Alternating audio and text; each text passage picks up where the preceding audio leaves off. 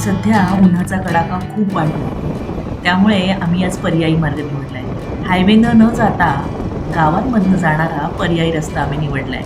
हा रस्ता छोट्या छोट्या गावांमधनं वाड्यांमधनं जातो. दोन्ही बाजूला झाडं असल्यामुळे इथे खूप थंडावा आहे आणि उन्हाचा कडाका जाणवत नाही. शिवाय गावातल्या लोकांची कामासाठीची चाललेली लगबग पाहायला मिळते. सुंदर कौलारू घरं अनुभवायला मिळतात. हा सुंदर नजारा बघत बघत आमचा प्रवास चालू होता.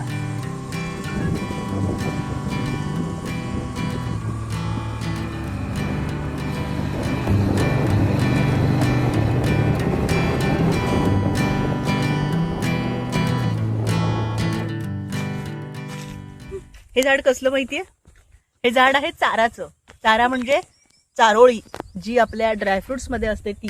तरी पानं बघून घ्या, ही इकडे जंगलामध्ये खूप झाडं असतात आणि आता त्यांचा सीझन आहे. ती झाडं फळं पिकली आहेत. मी तुम्हाला दाखवते. हे बघा, इथं एक आहे, हे पिकलेलं आहे. ही फळं पक्षी खातात भरपूर, आपण पण खाऊ शकतो. आणि आतमध्ये त्याच्या ही बी असते.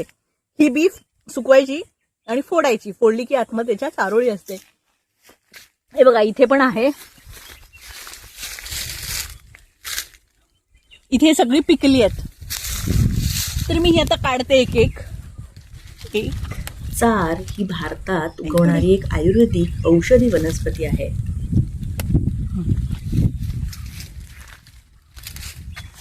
तर या आहेत चारोळ्या पिकलेल्या. आणि जेव्हा ती हिरवी असतात तेव्हा एकदम हिरवी गार असतात आणि ही खूप छान लागतात. तर आता आम्ही चारोळ्या जमवतोय. तुम्हाला फोडून सुद्धा दाखवते आतमधली चारोळी. तर हे खाऊया. विराड घे,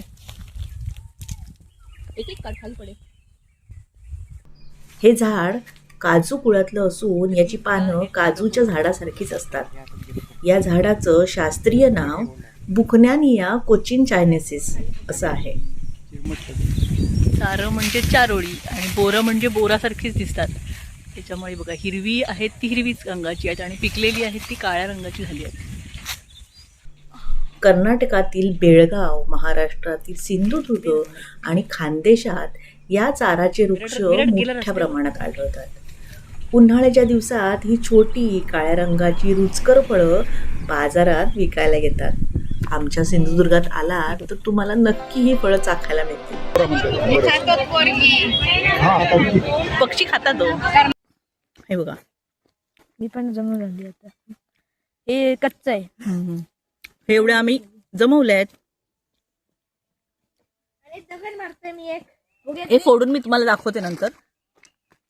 आणि अशी जंगलात खूप सारी झाडं आहेत. तर आता आम्ही जमवतोय. पिशवीमध्ये एवढी जमवली आहेत.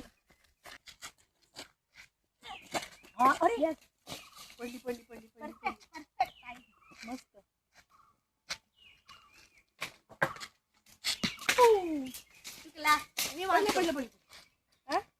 आता मी आणतो.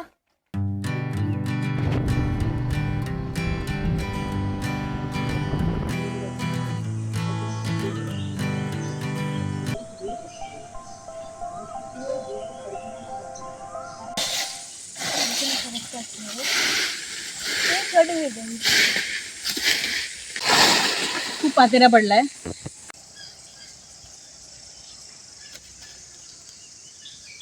खूप उंच आहे ना ही, त्यामुळे वरती खूप लांब आहे. बारीक आहेत एकदम. ती खाली जांभळ आहे ना, तिच्यावर लागतात. ती गेल्यावर पण खूप लागलेली, तिच्यावर खूप जांभळं लागतात. ती वरती आहे खूप उंच.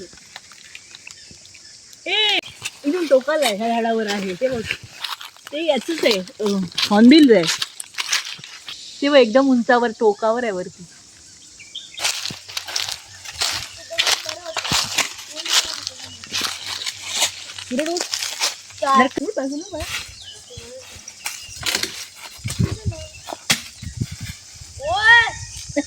केवढं लाकूड बघ, डोक्यात पडलं असतं ना रे ते.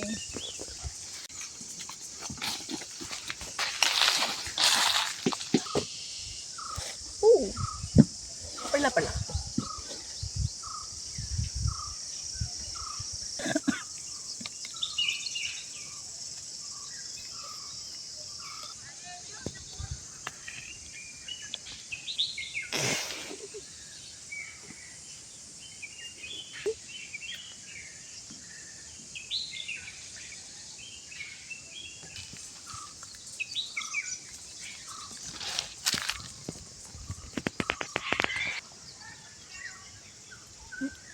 वरून झाडाची फुलं पडत आहेत.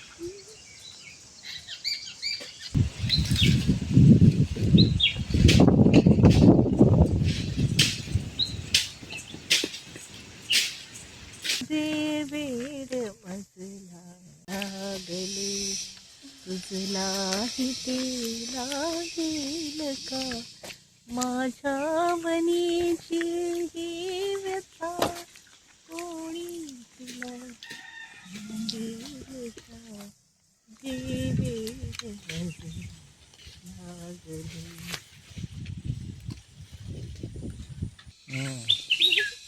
कुठे गेलं ते? कुठे आवाज येतोय कुठेतरी? अरे इथे आहे कुठेतरी. ही दोन पाखरं कुठे बसली आहेत काही दिसेनात. आपण तिथे दोघं बसलेत. हेच नको.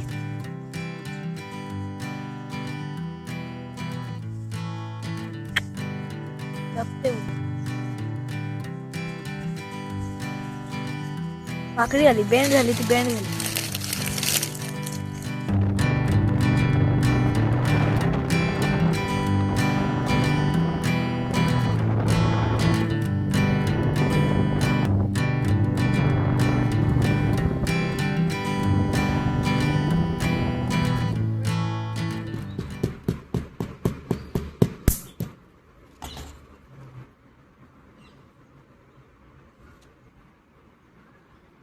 हां पडली. ते बघा याच्यामध्ये एकदम फिट असते ती आतमध्ये.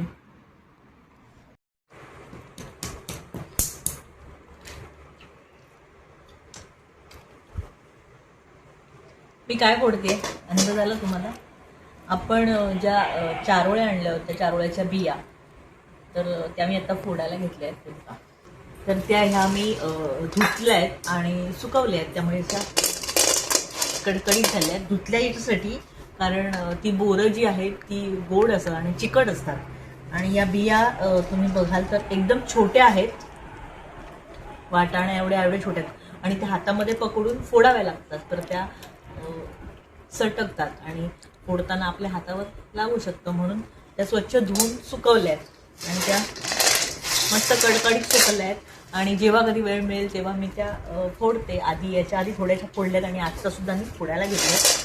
तर मी दाखवते तुम्हाला या चारोळ्या. या कडक कवचाच्या आत जी गोडांबी असते तिला चारोळी असं म्हटलं जातं.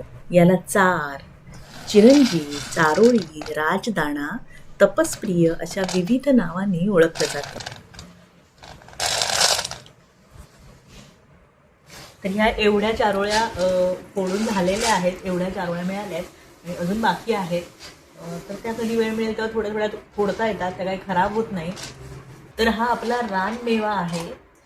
या सीझनमध्ये जे रानामध्ये मिळतो आणि याला इकडे चारं बोरं असं म्हणतात कारण ती बोरासारखी खाली जातात आणि चारं म्हणजे चारोळी असेल. तुम्हाला खरं सांगू का, या चारोळ्या बाजारात हल्ली सहज मिळतात. पण रानात एक एक बी जमून ती फोडून आपल्या हातात हा छोटासा चारोळीचा दाणा मिळेपर्यंतचा जो प्रवास आहे ना, तो खूप आनंद देणार आहे. ते जे समाधान या छोट्या छोट्या गोष्टीतून मिळतं त्यामुळं आपली रात्रीची निवांत झोप होते. तुम्हाला काय वाटतं? तर तुम्हाला हा व्हिडिओ माझा कसा वाटला हे कमेंटमध्ये नक्की सांगा. आणि ही फळंसुद्धा तुमच्याकडे मिळतात का तर तेही सांगा. आणि त्याला तुमच्याकडे काय नाव आहे किंवा काय नावाने ओळखलं जातं ते सुद्धा सांगा. आणि व्हिडिओ आवडला असेल तर लाईक करा आणि सबस्क्राईब केलं नसेल तर सबस्क्राईबसुद्धा करून ठेवा. भेटूया पुढच्याच अशा एका छानशा व्हिडिओसोबत. तोपर्यंत बाय.